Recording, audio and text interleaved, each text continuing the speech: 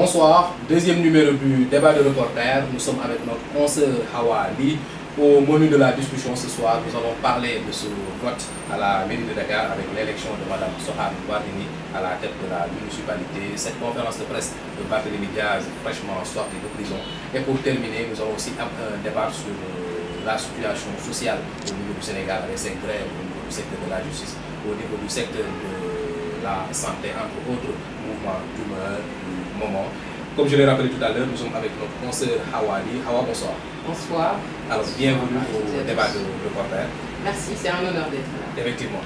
Je l'ai annoncé à l'entame de mes propos. Soham Wardini est le premier maire en tant que femme à la municipalité de Dakar. Déjà, qu'est-ce que ça fait à toi qui est femme? Donc, je vois déjà, on imagine depuis son élection la réjouissance et le bonheur des organisations féminines. Beaucoup de femmes qui militent aujourd'hui pour davantage de promotion des femmes, surtout dans les instances de décision. Sans oublier la loi sur la parité et toutes les critiques qu'on lui fait, le piège un peu. Bon, avec le retrait, en toute sérénité, on va dire, c'est quelque chose de salutaire. Une première pour l'histoire de la capitale. Surtout pour un poste aussi stratégique, aussi prestigieux, mais la mairie de Dakar, c'est pratiquement comme la présidence du Sénégal. Avec tout ce que ça demande aussi, parce qu'on connaît les antécédents, tout le processus qui a mené aujourd'hui Mme Soham Wardini à la tête de la ville de Dakar. Non seulement au bon parcours, mais politiquement parlant également. Et puis la femme, c'est la société. La femme fédère, la femme rassemble. Vous entendez souvent des femmes à la veille d'élections monter au créneau pour faire des appels à des élections publiques, apaisées, transparentes. Parce que quand il y a des problèmes, que ce soit post-électoraux ou lors d'élections ou au lendemain des élections, c'est la famille qui en pâtit. Mais ça, c'est le bon côté de cette élection de Mme Soham Wardini. Mais avant, il y a une lecture politique qu'il faut faire. Est-ce que ce n'est pas cette fin de règne de Khalifa Sall de Dakar? Est-ce que l'ère de Mme Wardini va sonner la fin de l'ère Khalifa Babacar Sall, ou bien une autre vue aussi, est-ce que c'est pas le prolongement du travail de Khalifa Sall, quand on sait que Soham Wardini quand même a le mérite d'avoir été son adjointe. Surtout qu'elle a été élue pratiquement par les conseils municipaux de Dakar. Oui, parce que c'est les tenants et les aboutissants en fait. C'est un dossier, l'histoire de la caisse d'avance à la mairie de Dakar a énormément de relents politiques, malheureusement. Nous ne pouvons guère l'occulter. Et aujourd'hui, amener une femme qui va fédérer. Et certes, leur coalition Mon Kota au Sénégal qui a porté Khalifa Sall à la ville de Dakar traverse des difficultés. On l'a vu au lendemain de son élection avec des défections, mais elle est restée constante. Je pense que quelque part aussi c'est un message qu'une femme lance. On a revisité un peu son passé, son parcours. Elle était Miss Sénégambie il y a des années.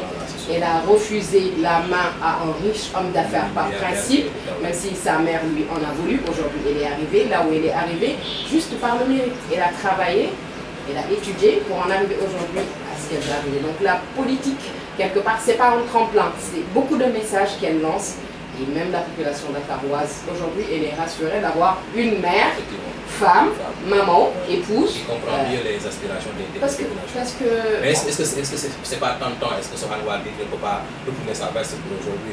Voilà, parce que occuper le poste de maire de Dakar, même si c'est pour 6 mois ou pour 5 mois. Avec tous les appétits et tout ce que ça peut susciter comme envie. Oui, mais comme on dit, c'est possible, on a vu le président Macky qui avait dit qu'il allait faire 5 ans. D'autant plus que nous sommes sur le champ politique. Oui, je vois bien l'idée que vous avez derrière la tête, mais bon. C'est tentant. C'est tentant, certes, mais quelque part, il paraît que, voilà, un cheval de course, on en fera... Exactement. C'est la même équipe qui est maintenue toujours. Un bourricot, on n'en fera jamais un cheval de course. Voilà, quand on est bon, il y a espoir qu'on puisse croire que jusqu'à la fin, ça va être un peu ça. Est-ce que ce n'est pas en défaveur de Khalifa Sall? Il n'est plus maire de Dakar. Il est pratiquement je pense qu'en toute... Il n'a plus de poste politique à faire valoir. Bah, on va dire qu'on lui a tout pris.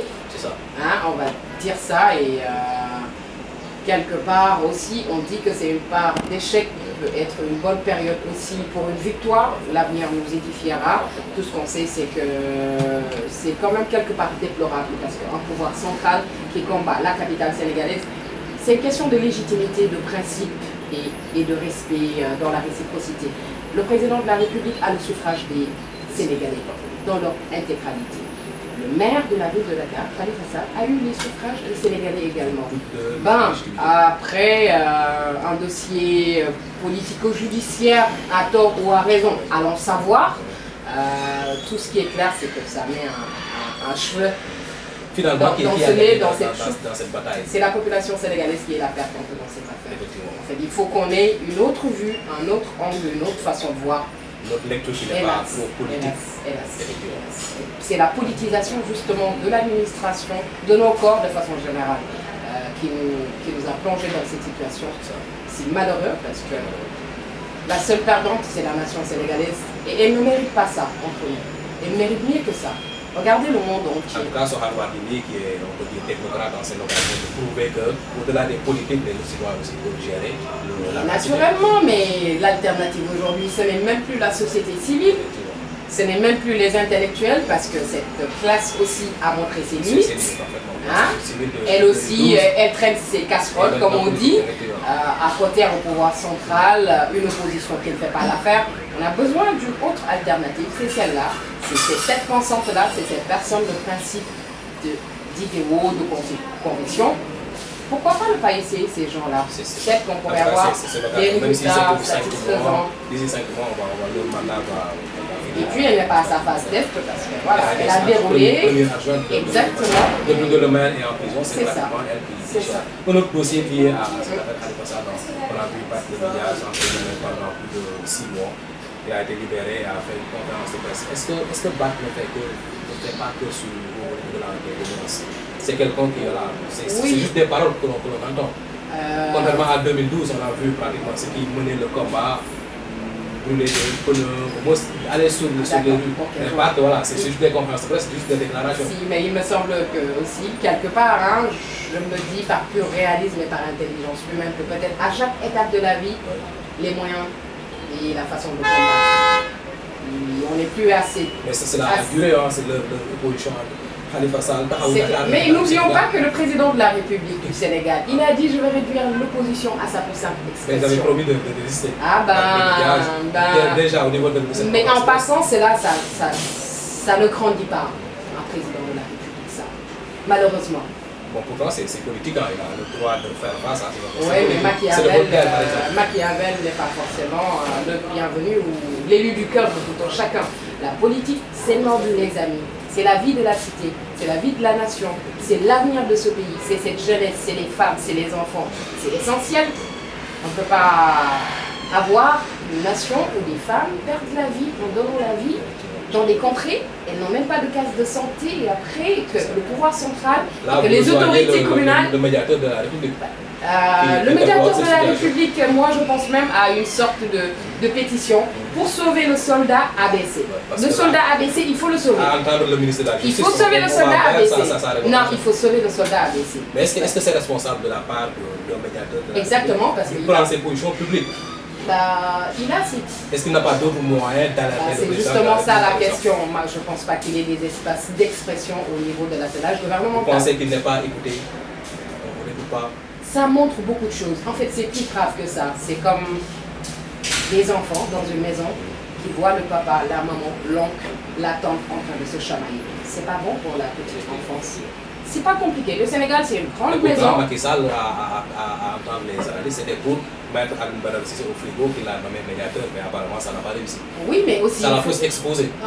Mais Alioune Badara Cissé, il a toute la légitimité de dire ce qu'il dit, tant au plan politique qu'au plan de sa nomination. C'est le président de la République, encore une fois, qui est habilité à nommer par décret et tout le reste, tout ce qu'on sait. Mais sa fonction aussi lui donne l'obligation de dire la vérité, de servir avec des principes, des convictions. Ça, c'est le minimum quand même qu'on puisse attendre d'une personne. Restons toujours sur cette affaire de parler. Est-ce qu'on ne peut pas avoir une autre lecture de parler de cette liberté de la justice sénégalaise par Diaz qui justifie qu'il ne parlait pas de la magistrature, mais de la magistrature? On va dire qu'il a fait un peu le secours de cocotier avec ça. Khalifa, nous sommes journalistes. Nous ne pouvons pas dire que tous les journalistes sont honnêtes. Nous ne pouvons pas dire que tous les médecins sont honnêtes. Nous ne pouvons pas dire que tous les magistrats sont honnêtes. Et c'est ce qu'il a Mais il ne faut pas qu'on soit amnésique. Le juge Hamidou Dème, quand est-ce qu'il a démissionné? Lui-même l'avait dénoncé. Combien d'acteurs, pas les moindres, de la justice dit aujourd'hui ce pourquoi Jazz Fils a été emprisonné, simplement. Et ça là, les combats politiques reviennent encore une fois. Parce qu'en 2012, quelles étaient les relations entre le président de la République et Barthélémy? C'était très fraternel. Voilà. Pour sa libération. Donc c'est la politique politicienne qui nous a mené encore une fois à ça. Et les seuls perdants encore une fois, hélas. C'est cette nation sénégalaise. Et Barth n'est pas sorti d'affaire. Il y a l'affaire Ndiaga Diouf qui devait passer au tribunal. Encore des relents politiques parce qu'à son accession. Le pouvoir est rattrapé par l'histoire. C'est Macky Sall qui avait libéré Barthélémy. Voilà, donc c'est la politique politicienne qui nous mène aujourd'hui à ce scénario-là. Et avec ça, malheureusement, il va être très difficile de contredire ceux qui disent que notre justice elle est instrumentalisée, ou certains acteurs de la justice sénégalaise sont instrumentalisés. Malheureusement, partout où on va, il y a des personnes normales et des personnes anormales. Les juges ne font pas exception à cette règle. Les journalistes ne font pas exception à cette règle. Les présidents ne font pas exception à cette règle. Sauf qu'il y a de bonnes exceptions. Je vous renvoie à Barack Obama. Voilà. Est-ce que ça, c'est pas à l'avantage des technocrates comme Sonko, comme Bougane Gueye, c'est querelle entre politiciens? Ah, vous parlez de cette nouvelle classe de politiciens ou de leaders de la nation qui émergent et qui les payent cash aussi. Ouais, c'est sûr. Ouais, le pauvre Ousmane Sonko, on lui demande même de nous en dire davantage sur ses convictions religieuses. Mais attendez, il faut être sérieux. À un moment, il faut être sérieux quand même. Est-ce que ce ne serait pas beaucoup plus courageux de la part d'Ousmane Sonko de déclarer clairement qu'il est Ibadou? Il y en a d'autres qui sont mouris, d'autres sont tidianes. Ça, c'est pas le problème. Là, ils sont en train de vouloir mélanger les choses. Et malheureusement, on joue pour des raisons politiques sur des choses qui sont assez dangereuses. La cohésion sociale. Les liens qu'il y a ici. Mais le Sénégal a eu un premier président qui est catholique. C'était le meilleur ami de Serigne Fallou Mbacké Senghor. Pourquoi on veut nous amener des problèmes comme ça là? Non, nous ne sommes pas cette nation-là. Nous sommes unis dans nos différences religieuses, sociales, à tout point de vue. Il y a l'essentiel qui nous lie, c'est le Sénégal. Maintenant, est-ce que répondre directement à la question n'allait pas faire taire ces rumeurs-là? Si Sonko avait eu le courage de répondre à la question, c'est pas important. Vous savez pourquoi? On n'arriverait pas là. Vous savez pourquoi? On est en train de chercher la petite bête. Et la petite bête, elle peut être partout. Moi, je préfère un président ici au Sénégal, que je sais musulman, parce que c'est un pays à 98% musulman. Ses convictions ne me font pas peur, au contraire. Plutôt que quelqu'un parti de nulle part qui va être le petit de groupuscule vous connaissez le monde, Babylone. Babylone est loin, mais Babylone à son niveau tire les ficelles. Pour qui? Pour la nation. Il faut laisser les nations choisir librement. Est-ce qu'en tant que reporter qui est souvent sur le terrain, vous croyez à ces sondages-là qui donnent Macky Sall 34% et 17? Non, je n'ai pas besoin de ces sondages en fait pour savoir. J'ai déjà les moyens de quantifier en fait. Je sais si le président il a la côte ou pas. Et actuellement, il n'a pas la côte. Donc Alioune Badara Cissé, ABC, c'est un soldat qu'il faut sauver. Comme ce film-là, Sauver le soldat Ryan, il faut sauver le soldat ABC. Parce que si on doit... Je pense que on doit pas ce risque-là à quelques mois des élections. Ouais, mais il est sur le champ politique, on répond au coup par coup. Donc il n'a qu'à assumer simplement. Mais au-delà de la politique politicienne, je veux dire, il est temps de revenir au sérieux, de revenir aux urgences, parce que ce pays-là, il a besoin qu'on travaille. Est-ce que quelqu'un a ce profil-là aujourd'hui? Il faut chercher, c'est pas parce qu'on ne trouve pas la solution qu'on va laisser pourrir la situation. Hein? Il y a une gangrène, il faut voir comment couper la gangrène, comment nettoyer la plaie ou comment faire une crève si possible. On va pas être prisonnier de cette situation, au contraire. On va voir l'horizon. Voilà, on va pas se résigner. Déjà, c'est pas sénégalais. Et on va continuer de se battre. Trouver une solution on va continuer de se battre. Ces sondages, ça ne veut rien dire. Et ça, je le dis à tous ces politiciens qui veulent briguer le suffrage des Sénégalais, vous voulez savoir les appréhensions, allez vers les populations. Écoutez les populations. C'est pas compliqué. Les sondages et autres là, à moins que ce ne soit pour renflouer les caisses de ces maisons de sondage. On ne parle pas de Malik Gakou. Ah, il y a eu changement quand même, c'est vrai, sur le nombre de politiques. De leur popularité. Il y a eu changement un peu avec comment dire, la carte politique un peu. D'autres têtes qui arrivent, d'autres voix qu'on entend moins. Mais mon idée à moi, c'est que toutes ces personnes-là, on les connaît, on les a pratiquées. Nous voulons du sang neuf, nous voulons des jeunes qui ne prennent pas de casserole, qui ont bien appris, qui sont des musulmans sans complexe aucun, ou des catholiques sans complexe aucun, qui vont venir au Sénégal en tenant compte de nos réalités. J'ai revisité aujourd'hui une pensée de la journée de Confucius. Il est asiatique. Et dans sa pensée de vie, il dit vivre en harmonie dans une société, faire honneur à ses parents, respecter ses supérieurs. Il est asiatique. Et pourtant, ses idéaux, ses pensées, mais se collent bien avec nos réalités. Pourquoi on va avoir un Sénégalais souche noire, né ici, bien de chez nous, mais qui va porter, qui va être incomplexé, qui va vivre d'autres choses?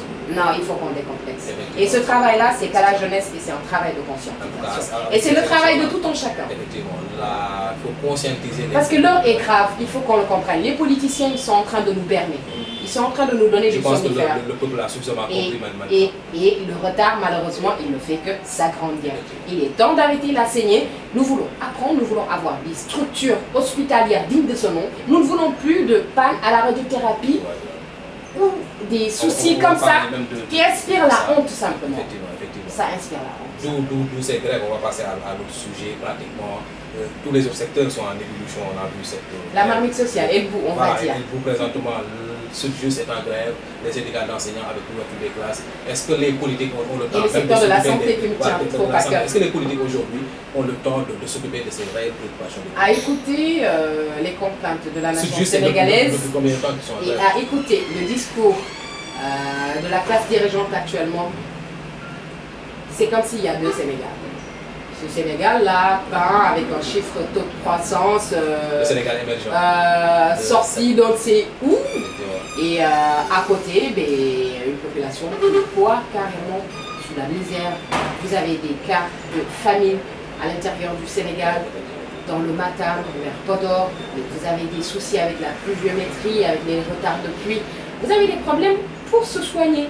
Mais vous avez simplement un problème qui est décadent, a fait beaucoup d'efforts, mais a également beaucoup de difficultés avec plein de structures auxquelles l'État doit de l'argent. L'État a malheureusement cette mauvaise presse d'être mauvais payeur, avec tout ce qui va avec. Aujourd'hui, il faut comprendre les choses en fait. La politique politicienne, là, le rythme et la phase avec laquelle les politiciens vont, c'est en porte-à-faux, c'est en déphasage. Tu penses que c'est réalisable?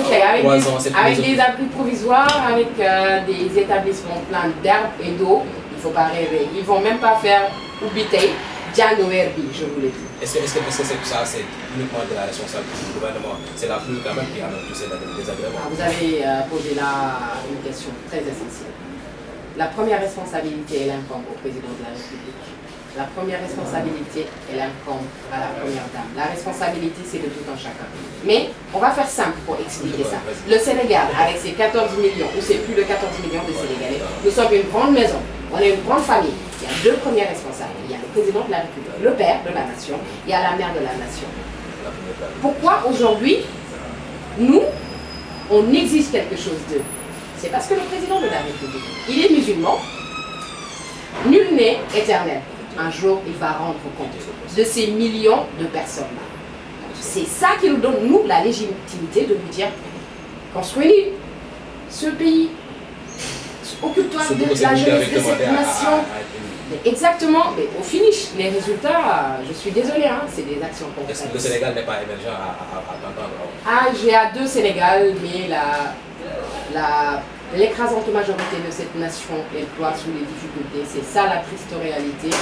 L'ouverture des classes timide parce que les poches vides, parce que tout pas préparé. Est-ce qu'il ne faut pas même changer sur cet emploi du temps-là? Pourquoi la rentrée des classes a si vous voulez, mon petit point de vue, c'est qu'il faut tout révolutionner, comme dit mon frère Awadi. Il faut tout révolutionner. Tout est à revoir ici. Et si on se voit la face, on ne va pas s'en sortir. C'est sûr, c'est des révolutionnaires qui sont candidats. Accepter la réalité et trouver des solutions, voilà ce qu'il nous faut. Il ne faut pas se voiler la face ni mener la politique de l'autruche. Je pense que c'est bien entendu. On est à terme de l'émission. Les 20 minutes sont écoulées. Merci beaucoup d'avoir accepté l'invitation de Nouvelle Actu. Du débat de reporters, c'est tous les 15 jours sur ce plateau. Nous invitons des reporters de toute la presse sénégalaise, presse écrite, presse en ligne, les quotidiens d'information, les radios et les télévisions, les amener sur le plateau, analyser l'actualité avec ces reporters qui sont en contact direct avec l'information. Merci de nous avoir suivis. Rendez-vous dans 15 jours. Bonsoir.